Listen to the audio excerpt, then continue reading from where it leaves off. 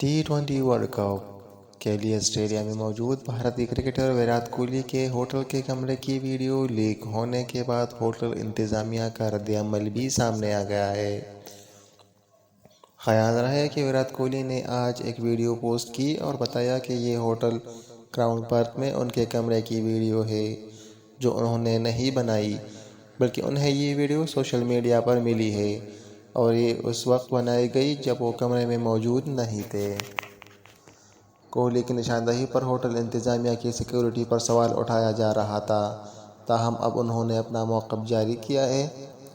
Hotel کی جانب سے جاری بیان میں کہا گیا ہے کہ ویرات کوہلی کے کمرے کے اندر کی ویڈیو بنانے اور اسے سوشل میڈیا پر ڈالنے والے افراد کو ملازمت سے برطرف کر دیا گیا ہے۔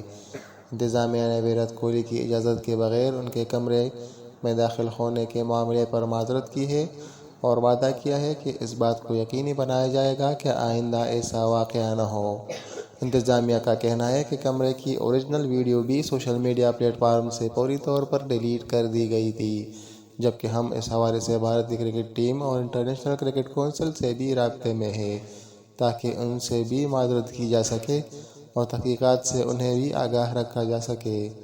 یاد رہے کہ بھارتی کرکٹ ٹیم اب پرتھ سے ایڈیلیڈ پہنچ چکی ہے، جہاں وہ اپنا اگلا میچ بنگلہ دیش کے خلاف کھیلے گی۔